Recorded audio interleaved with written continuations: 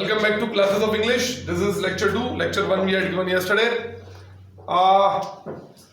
Please fill do, did, does. इन तीनों में से हमें कोई एक शब्द भरना है. ये सारे fill in the blanks either they are assertive in nature or they are interrogative in nature. तो छोटा सा फंडामेंटल है, हम ऐसे छोटे छोटे फंडामेंटल्स रोज करने की कोशिश करेंगे. तो हम डू भरें कि डिड भरें कि डज भरें.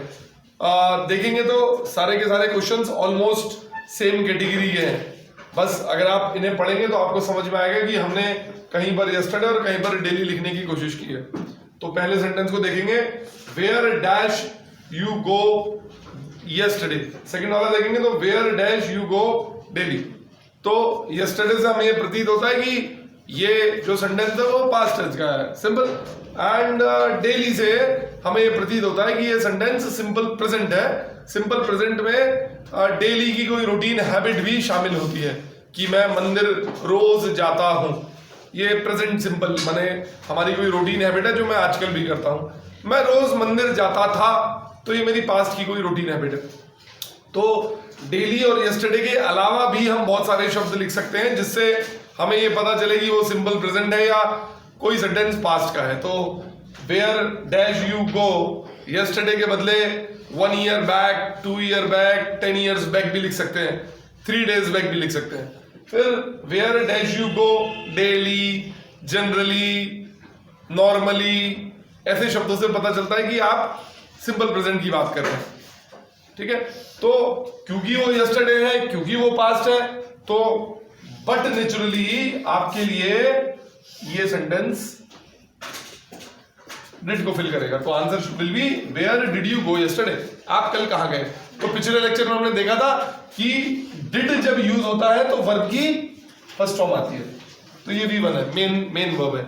और डिड यहां पर ये सारे वर्ड्स यहां पर HV माने हेल्पिंग वर्ब की तरह काम करेंगे. ठीक. फिर दूसरा सेंटेंस बड़ा सिंपल है, where do you go daily. तो डेली है तो वो प्रेजेंट टेंस है. It is where do you go daily.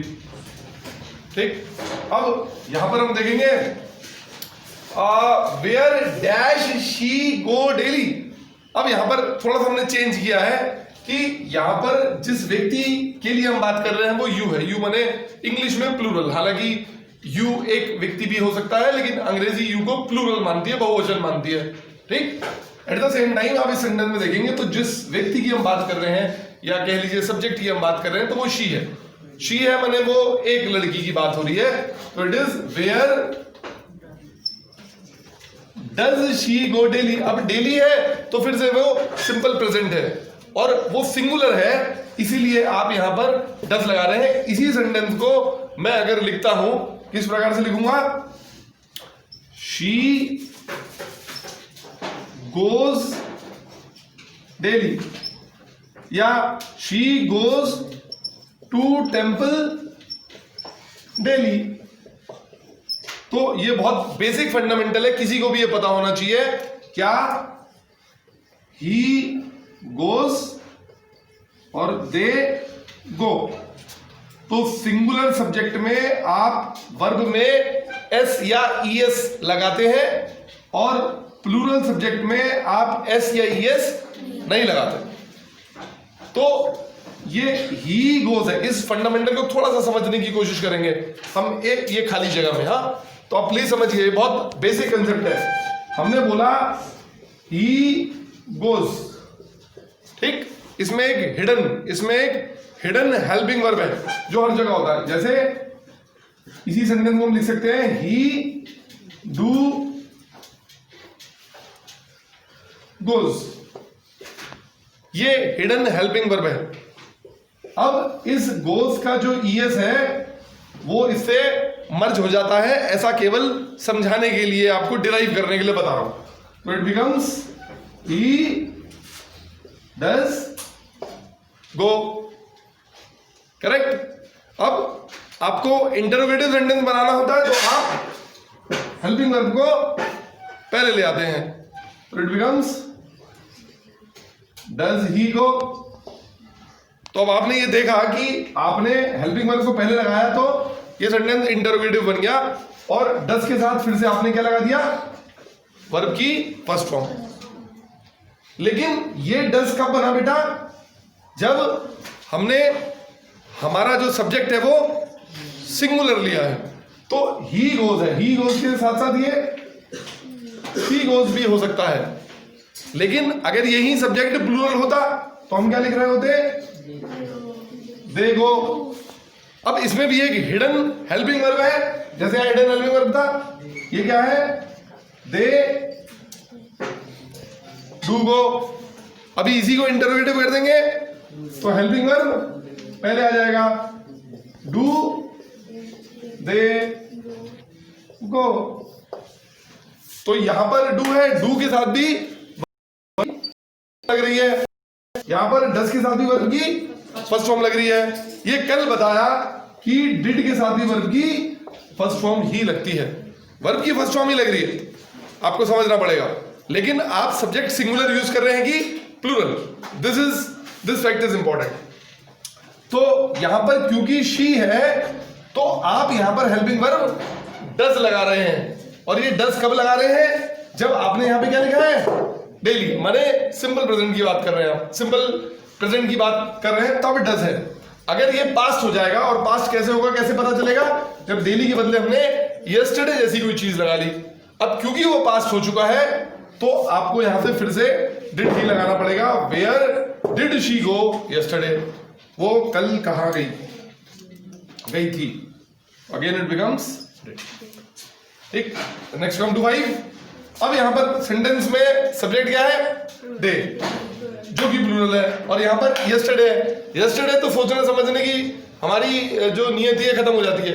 क्यों? क्योंकि वो पास्ट है। अब पास्ट में सब्जेक्ट हमारा सिंगुलर हो या प्लूरल हो, हमारे को एक ही शब्द मिला है, क्या? डिड। लेकिन अगर वो सिंपल प्रेजेंट होता तो हमें दो शब्द मिले, एक डू एक डज। डज किसके लिए मिला? सिंगुलर के लिए। डू किसके लिए मिला? प्लूरल के लिए। तो वहां पर वेरिएशन है। लेकिन आपने देखा जब यस्टरडे लगा है तो पास्ट हो गया, तो पास्ट हो गया तो आप परेशान नहीं होंगे। ये इस कंसेप्ट से समझने की कोशिश करिए।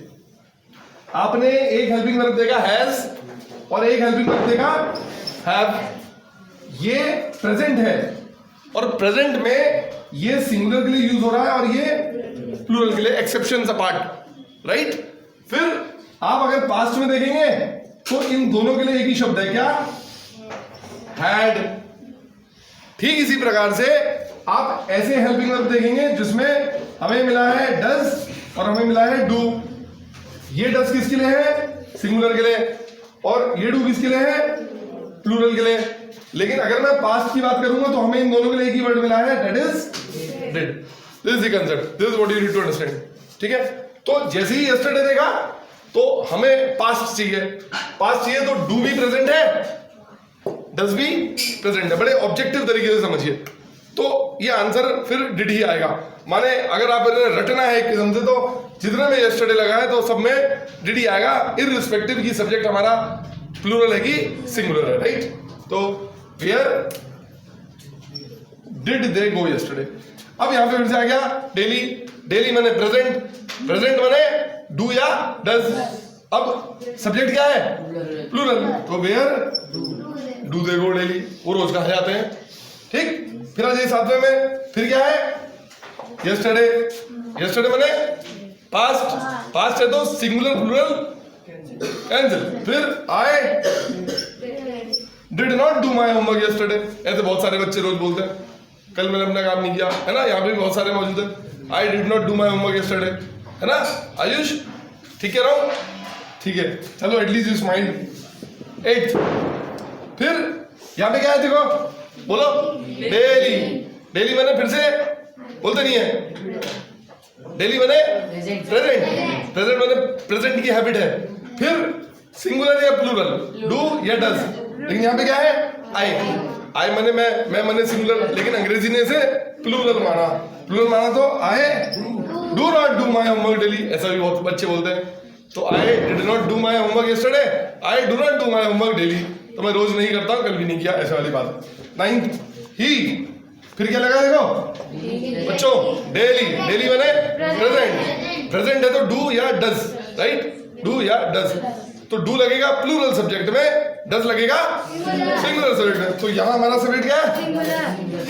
ही बोले तो लड़का, वह लड़का, तो सिंगुलर, सिंगुलर बने डज। Very good. ही